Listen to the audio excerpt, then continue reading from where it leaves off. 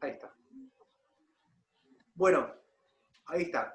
Chicos, les quiero contar un poquito. Nosotros ya vimos todo lo de organización, vimos administración, vimos todo lo básico que tenemos que ver como para poder hacer un buen relevamiento. Y justamente, ¿cuándo se hace el relevamiento y en qué etapa se hace? Bueno, lo que yo les voy a enseñar ahora es, en líneas generales, las etapas clásicas que tiene un ciclo de vida. Cuando nosotros hablamos de ciclo de vida de un sistema, piensen ustedes, es el tiempo, el periodo de tiempo en el cual ese sistema se idea, o sea, se hace, digamos, se piensa hacerlo, se lleva a cabo, se desarrolla y luego se mantiene, ¿sí? Un sistema, obviamente, tiene un ciclo de vida que va, donde ustedes van a formar parte inicialmente como desarrolladores, pero luego ustedes van a ser parte del mantenimiento de ese sistema hasta que ese sistema, por distintas razones, va a caducar. ¿Cuándo va a caducar? Bueno, cuando cambie el rubro, por ejemplo, de la empresa en la que ustedes, para la cual ustedes hicieron el sistema, cuando, por ejemplo, la tecnología supere desmedidamente a la tecnología que había cuando ustedes generaron el sistema. Un ejemplo típico que les voy a dar es, vieron que antes se programaba mucho con lenguajes que trabajaban con DOS. El DOS es anterior al Windows. Y anteriormente había montones de sistemas desarrollados con lenguajes que eran para DOS. Dígase Clipper, dígase Fox Pro, del antiguo Fox Pro. Entonces, dígase DBase, o sea, había montones de cosas. Y todas las cosas para la empresa funcionaban así. Entonces ustedes iban y veían las pantallitas, la típica pantallita en blanco y negro, con algunas cosas que brillaban, el cursor, lo básico que había en esa época. Estamos hablando de tiempo atrás cuando ustedes, digamos, no estaban tanto en la computación, pero existió todo esto. Entonces, ¿qué pasó? Estos sistemas, cuando empezó a salir todo lo nuevo con Windows, con todo eso, llegó un momento que ya fue incompatible, porque cuando vos instalabas una computadora nueva, ese sistema que trabajaba con algo viejo, ya llegó un momento en que vos tuviste que hacer emuladores de DOS para poder meter ahí un sistema que ya era recontra viejo para lo que se estaba usando. ¿Me entienden? Lo mismo pasa, por ejemplo, fíjense ustedes, que si ustedes tuvieran, ¿qué Windows, por ejemplo, tenés vos, Agustín? 10. Windows 10. ¿Y vos, Maxi, qué tenés? También al 10. Windows 10. Fíjense ustedes que ya ninguno tiene Windows XP. Capaz que lo conocieron, pero Sí. ya no se usa. ¿Por qué no se usa? Porque, por ejemplo, todos los antivirus y todo lo que viene ahora, ya te piden que vos tengas Windows superior. Te va a trabajar con un, o sea, ya no te trabaja, o sea, vos ya no tenés soporte para el Windows XP. Las cosas que vengan ya no te soportan Windows XP. Los nuevos navegadores no te soportan Windows XP. O sea, ya quedó excesivamente obsoleto. Si ustedes se ponen a mirar, por ejemplo, en los cajeros, donde uno va a cobrar, digamos, con la tarjeta, en los cajeros se sigue usando el Windows XP. O sea, ellos mismos están trabajando con un sistema que es obsoleto para nosotros ahora. No tiene soporte. Cualquier hacker con un poquito de experiencia puede hackear tranquilamente esos sistemas. Entonces, ¿qué pasa? ¿Qué ocurre? Obligadamente la tecnología te lleva a que vos tengas que directamente ese sistema ya darlo de baja, en todo caso generar uno nuevo, pero con una nueva tecnología, ¿sí? Con un lenguaje orientado a eventos, con un lenguaje orientado a objetos, ¿sí? Con los lenguajes que ustedes están aprendiendo en la facultad, ahora en el IAES. Entonces, fíjense, chicos, que el ciclo de vida de un sistema continúa con, o sea, empieza con ese sistema ideándose, desarrollándose, implementándose, usándose mucho tiempo mientras ustedes lo mantienen, hasta que llega un momento que ese sistema llega a su fin, ¿sí? Por ejemplo, les cuento una cosa que había ocurrido hace muchos años atrás. ¿Ustedes en qué año nacieron? Vos, por ejemplo, Agustín, ¿en qué año naciste? En el 98. En el 98. ¿Y vos, Maxi? En el 98 también. En el 98 también, bueno. 2 años después de que ustedes nacieron, ocurrió una catástrofe en cuanto a sistemas. ¿Qué fue?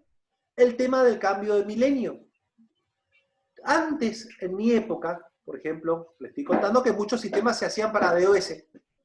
¿Cuál era una limitación? Cuando ustedes habrán visto con Raquel, ustedes vieron memoria y todo eso, las pilas, Sí. el espacio en memoria, todas esas cosas vieron, digamos. Bueno, en los sistemas viejos, la memoria y la capacidad de un sistema era una cosa fundamental de cuidar, ¿sí? Uno cuidaba full la memoria. Piensen ustedes que los nombres de los archivos solo podían tener 8 letras. Por ejemplo, le doy un caso, ¿sí? Solo podían tener 8 letras. Los nombres, las variables, lo mismo. Entonces, ¿qué se hacía? Se buscaba cuidar al mango la memoria. Entre las cosas que hacían los programadores, y, sí, decime, Agustín. Justo DOS es un sistema monolítico, porque podía ejecutar solo una tarea. Exactamente. Después evolucionaron los sistemas operativos y ahora son multitarea, ¿viste? Multitarea, exactamente. En el DOS vos hacías una tarea a la vez y en forma secuencial. Primero una cosa, después otra. Lo que caracterizaba a todos los lenguajes de programación de esa época, chicos, era que vos ibas programando una línea, otra línea, después compilabas. Pero era más difícil detectar los errores. Claro, solamente compilando y después ejecutando. Como el ejecutable que vos compilabas. Entonces, fíjense que en esa época se buscaba, ambiéntense en una época donde un disco rígido, por ejemplo, vieron que ustedes van a ver un disco rígido que tiene 500 GB como mínimo. Ya les parece 500 GB, ya medio chiquito, ya hablamos de un disco rígido 1 tera, 2 teras, ¿sí? Entonces, piensen ustedes que en esa época un disco rígido tenía 40 megas. ¿Vieron que un disco rígido es lo más grande que tiene la máquina? Bueno, 40 megabytes era la capacidad de un disco rígido.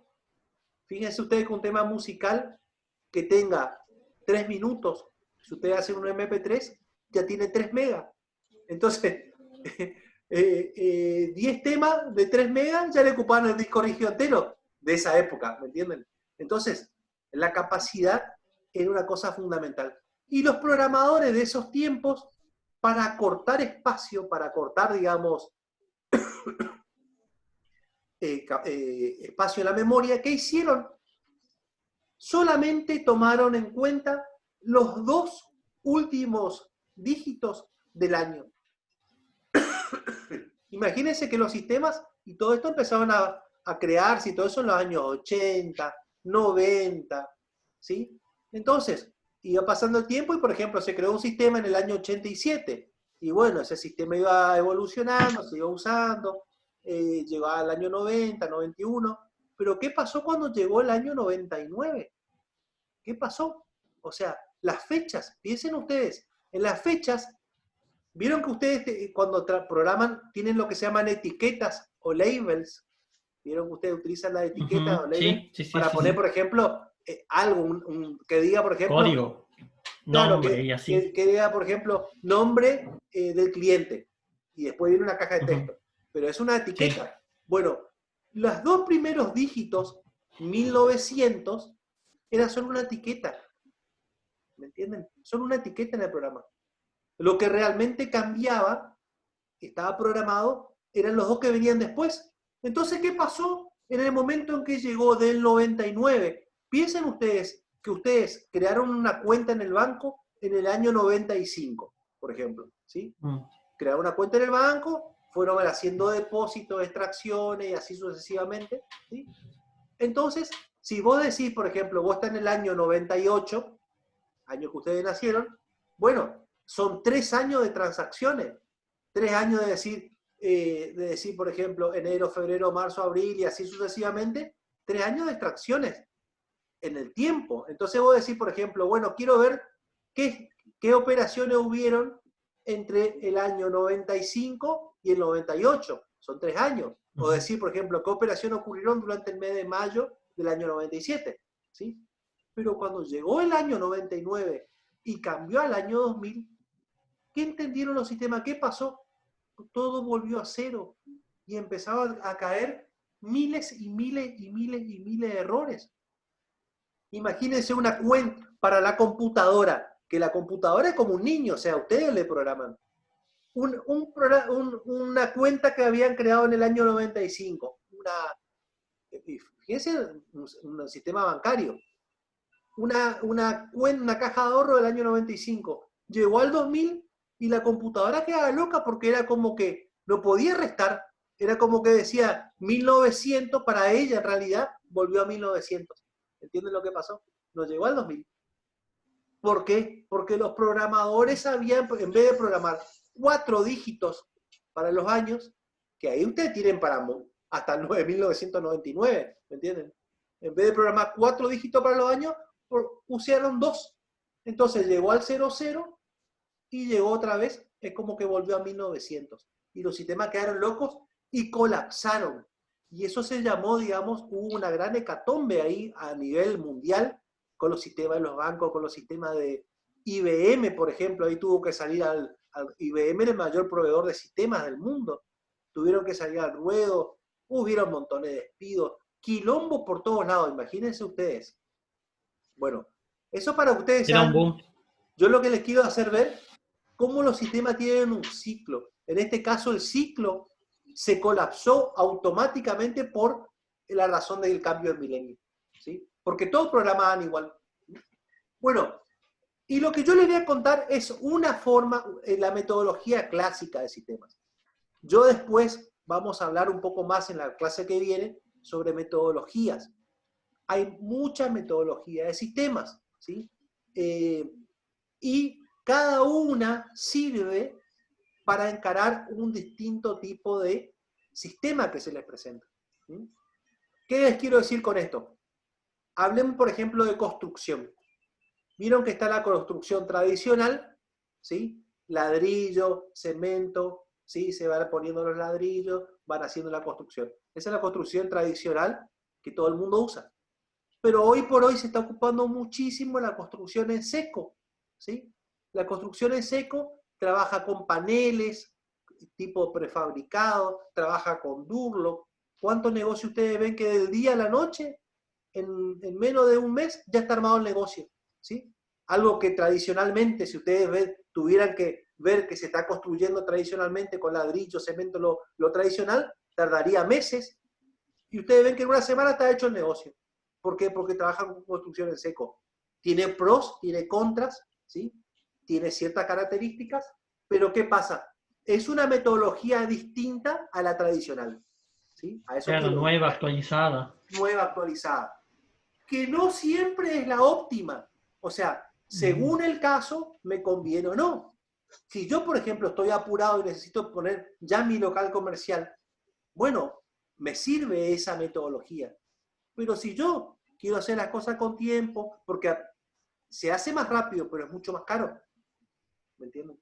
Entonces, si yo quiero hacer las cosas con tiempo, tengo un solo albañil trabajando así despacito, y quiero hacer tranquilo porque no tengo ese apuro, bueno, ocupo la tradicional. O sea que tengo distintas metodologías para encarar un mismo problema. ¿Sí? Y eso vamos a ver la clase que viene. Ahora esta clase lo que yo les quiero contar es sobre la metodología tradicional, cuáles son las etapas tradicionales que tiene la metodología. Y les voy contando así en orden cronológico. La primera etapa se llama relevamiento. Yo les voy a ir hablando un poquito de cada una. Primero les voy a decir cuáles son y después les voy a ir profundizando. La primera etapa se llama relevamiento. La segunda etapa se llama análisis y da el nombre a nuestra carrera. Se supone que nosotros somos analistas de sistemas. La segunda etapa del ciclo de vida de un sistema vendría a ser nuestra especialidad, ¿sí? Después viene otra etapa que se llama diseño, ¿sí? Donde se diseña el nuevo sistema. Después viene otra etapa que se llama programación y prueba. Ya estamos llevando a cabo lo que diseñé. ¿Sí? Viene a cabo la programación y la prueba, ¿sí? La prueba la tomamos como una etapa fundamental también, porque ¿qué ocurre, por ejemplo, con carreras o sea, no carreras, personas que se ponen a hacer programación en forma idónea, vamos a decir. Se ponen a investigar, ven tutoriales, investigan, qué sé yo, no tienen una metodología, ¿sí? Entonces, ¿qué pasa? Programan directamente y lo toman a la prueba como una etapa específica, digamos, de su desarrollo. Entonces, ¿qué ocurre? Llevan el sistema como hacen, llevan el sistema y los errores empiezan a ocurrir en la medida que el usuario está usando, ¿sí? Muchas veces, y ahí se van corrigiendo, muchos programadores trabajan así, ¿sí? Tiene la ventaja esto de que como que le llevan algo rápido al cliente. Esa es la gran ventaja. ¿Cuál es la desventaja? Que se queman muchas veces con el cliente. Porque es como que vos le entregas al cliente, si fueras un mecánico, un auto que está armadito, qué sé yo, pero que después va a empezar a tirar un montón de problemas eléctricos, problemas, qué sé yo, en la inyección, distintas cosas que van a ir surgiendo y el tipo está por ahí en la ruta y le sale un problema y el auto deja de andar, ¿sí? Bueno, cosas como esas pasan cuando un programador común le hace un programa. ¿Sí? Es muy común eso. ¿Y por qué ocurre eso? Porque nuestra carrera, lamentablemente, no está colegiada como debería ser. No hay un colegio de informático oficial, ¿sí? Así como usted tiene un colegio de médicos, como hay un colegio de abogados, como hay un colegio de arquitectos. ¿Qué pasa si un médico, por ejemplo, no tiene matrícula, que es lo que le da el colegio? ¿Qué pasa? Ese médico no puede ejercer. ¿Vieron que eso es así? ¿Sí? Si un abogado, por ejemplo, hace una macana, le saca la matrícula y tampoco puede ejercer. ¿Por qué? Porque dependen de un colegio. Nosotros, como no tenemos esa regulación, cualquier persona hace cualquier cosa, ¿sí? ¿Qué pasa? Usted va a tener competencia de gente que se metió a programar, por ejemplo. Y va a ser su competencia. Pero ¿qué pasa? A la larga, su trabajo habla por ustedes, ¿sí? Ustedes, aprendiendo una metodología, haciendo las cosas de una forma metodológica y aplicándola de principio a fin, por ahí van a tardar más. Por ahí van a tardar más. Pero ¿qué va a pasar? Van a lograr ustedes, a la larga, tener un cliente mucho más conforme, ¿sí? Con un sistema mucho más sólido, mejor construido, que le va a durar mucho más y que el mantenimiento va a ser menor. Todos los sistemas llevan mantenimiento, obviamente, pero va a ser menor. Bueno, entonces me quedé en la etapa de programación y prueba. Luego tenemos la etapa de, una vez que ya ese sistema ya está funcionando, para nosotros, llegamos a una etapa que se llama implementación. La implementación, justamente, es implementar en la empresa ese sistema nuevo, ¿sí? Y dejarlo en funcionamiento. Y ahí ya dejamos de tener contacto con el cliente constante, como venimos teniendo a medida que íbamos desarrollando el sistema. Y por último llega la etapa de mantenimiento. Esa etapa de mantenimiento es el contacto que yo tengo con el cliente cada vez que hay que arreglar algo o cuando yo preventivamente, por ejemplo, pongo un parchecito, hago un cambiecito, hago una actualización, ¿sí? Vieron que es una cosa, por ejemplo, en los antivirus, algo recontra común. Constantemente ustedes actualizan el antivirus, por ejemplo. Bueno, y eso es parte de ese sistema. Tomen el antivirus como un sistema, eso es parte de ese sistema. Entonces, básicamente cuando yo estoy hablando de las etapas, hago acá, digamos, hago acá como una especie de resumen. Tenemos relevamiento, tenemos análisis, diseño, programación, prueba, implementación y mantenimiento. 7 etapas, chicos. Decime, Agustín. No, yo quería decir justamente que dijo lo del antivirus. El antivirus tiene que estar en constante actualización porque imagínate que cada minuto se lanza un virus nuevo. ¿Viste? O sea, Exactamente. eso es un ejemplo de las actualizaciones Lo importante que normales, es, ¿viste? Con paciencia. bueno, por ejemplo, un sistema que te requiere constante actualización, por ejemplo, es un sistema para una farmacia. Yo creo que les conté la vez pasada que los sistemas para farmacia son todos en línea. O sea, no te sirve un sistema tradicional para una farmacia. ¿Por qué? Porque los precios de los medicamentos cambian constantemente según lo que la obra social decide cubrir. Hay montones de obras sociales. Vieron que hay montones. La más común acá en nuestra provincia, para todo lo que somos empleados públicos o los docentes, es IPS. Esa es la tradicional. Pero así como está IPS, hay montones de otras obras sociales. Está Medisur, está OSDE, está YAMIP. Hay montones. Y cada obra social reconoce un porcentaje de descuento en los medicamentos. Eso se llama vademecum, ¿sí? Y si una farmacia no tuviera un sistema en línea, como vos decís, con actualizaciones constantes, no puede lograr tener actualizados los precios. Entonces, ¿qué pasa?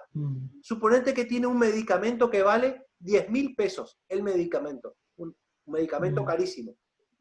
Hoy vale 10.000 pesos y vos me lo querés comprar, por ejemplo, con IPS, que te hace un descuento del 60%. O sea que te termina costando 4.000. Teóricamente el IPS le reembolsa los otros 6.000 a la empresa, ¿sí? A la farmacia. Bueno, suponete que el vademecum cambió y ahora el IPS solamente te reconoce el 30%. Esa persona, esa farmacia te vendió el medicamento a solamente 4.000 pesos y el vademecum dice que le vale reconocer el 30%. O sea que ellos le van a reintegrar 3.000 nomás. Perdió ahí 3.000 pesos. ¿Me entienden? Por no tener actualizado el sistema. O sea, les quiero decir con esto lo importante que ese tipo de sistema necesita estar en línea constantemente, ¿sí? Bueno, entonces, hablemos un poquito del relevamiento. Es la primera etapa que nosotros tenemos que tener en cuenta. El relevamiento tiene dos partes bien específicas. Una parte es el relevamiento inicial y otra parte es el relevamiento detallado. ¿El relevamiento inicial en qué consiste, chicos? ¿Y qué es el relevamiento? Hablemos, digamos, del sistema. El relevamiento consiste en meterme en una empresa, ¿sí?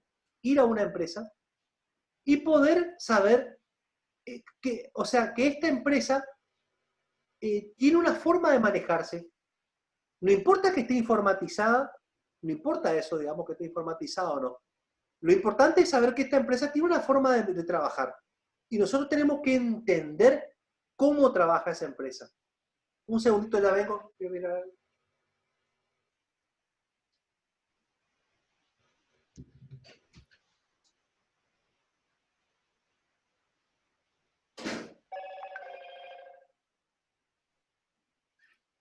Perdón.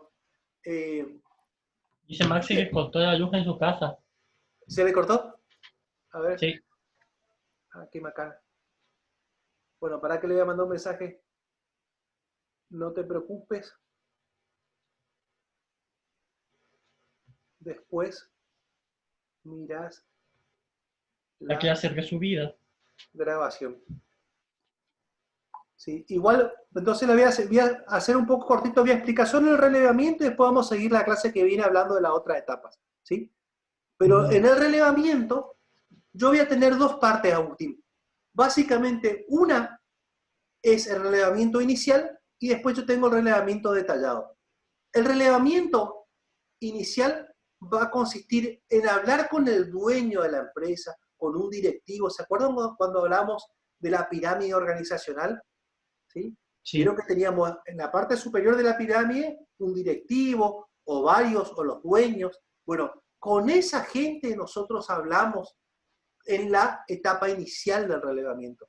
¿Por qué? Porque ellos van a ser los que nos van a comprar o no nos van a comprar el sistema. Claro, nosotros no podemos ir con el gerente o el vendedor porque ellos no son Y no tiene sentido porque ellos no van a tener la decisión de decirnos te compramos un sistema. O sea, es más, si nosotros vamos con el gerente, él va a decir, le va a llamar al jefe, digamos. Y claro. Entonces, por esa razón, puede ocurrir que vos tengas un amigo por ahí que sea vendedor en un negocio. Él te puede hacer el enganche con el jefe, con el dueño, pero el dueño va a ser el que va a decir si te compra o no te compra, o si vos te pones a hacer o no hacer un sistema para él. ¿Sí? Bueno, entonces, dejando bien en claro eso, nosotros con el relevamiento inicial es como que tenemos un primer contacto con el dueño. Que el dueño, ¿qué nos va a plantear más que nada? Nos va a plantear las problemáticas que él tiene. No te va a decir por qué tiene esa problemática, porque él realmente no sabe exactamente por qué tiene la problemática. Él te va a plantear, por ejemplo, mira, me pasa que no puedo controlar bien mi stock, se me pierden cosas, me están faltando cosas, no tengo forma de ver dónde se me fue. O sea, él te va a plantear el problema que él tiene. ¿Sí?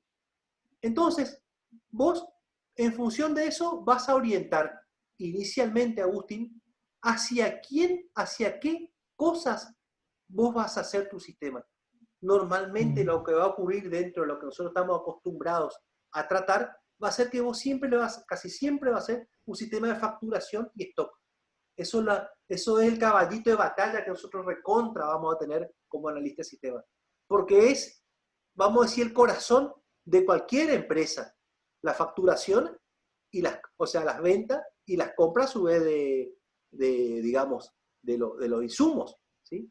O sea, siempre van a tener esas dos patas un sistema. Entonces, bueno, con eso te quiero decir que es el relevamiento inicial. El relevamiento detallado, ¿en qué consiste? Consiste ya en ir a la empresa, ya una vez que vos ya combinaste con el dueño y todo esto, y empezar, o sea, vos haces un plan de trabajo que vos decís, bueno, para poder investigar y para poder hacer tal sistema que yo ya determiné que voy a hacer, por ejemplo, en este caso de facturación y stock, yo necesito ir a tales sectores, a tales lugares, hablar con tales personas y todo eso es relevamiento, y todo eso lleva un montón de tiempo, porque, por ejemplo, vos podés tener 5 vendedores en una ferretería, pero vos los 5 vendedores no le vas a entrevistar, no le vas a hacer entrevistas. Claro, sí. Tengo que recaudar información de todos. Tenés que recabar, pero vos vas a hacer entrevistas con los más importantes que vos veas, que más saben, que más están en el tema. No te va a poder hacer una entrevista con un vendedor que empezó hace una semana. No te va a aportar gran cosa ese vendedor, porque no saben mucho. Entonces vos vas a buscar los vendedores con más experiencia y con eso vas a ir haciendo tus entrevistas. Y ahí, digamos, entonces en ese relevamiento detallado vos vas a tener una serie de técnicas que vas a usar que son, te cuento las técnicas. Una técnica, la típica, es la entrevista. Esa es la técnica tradicional para relevar información. Una variante de esa técnica, de la entrevista, es la encuesta. Vos tenés por un lado la entrevista, por el otro lado tenés la encuesta, que es el cuestionario. Piensen ustedes, por ejemplo, en el cuestionario que le hace el guía de cada profesor. Si ese profesor enseña bien o no enseña bien, que es como una encuesta. ¿Sí? Eso vendría a ser una variante en la entrevista, porque Adriana no se sentó con vos en un aula y se puso a hablar a ver qué profesor te parecía, que esto, que lo otro, sino que le dio un cuestionario que vos lo completaste. Entonces, esa es otra técnica. Después existe otra técnica más que se llama observación personal. La observación personal es una técnica que es ir al lugar, digamos, de la empresa, al lugar real, y ver cómo hacen las cosas realmente. Eso es observación personal. O sea, significa que vos personalmente te trasladás a la empresa y vos por tu cuenta ves qué pasa. El movimiento. El movimiento. Por ejemplo, vos querés ver cómo son las ventas.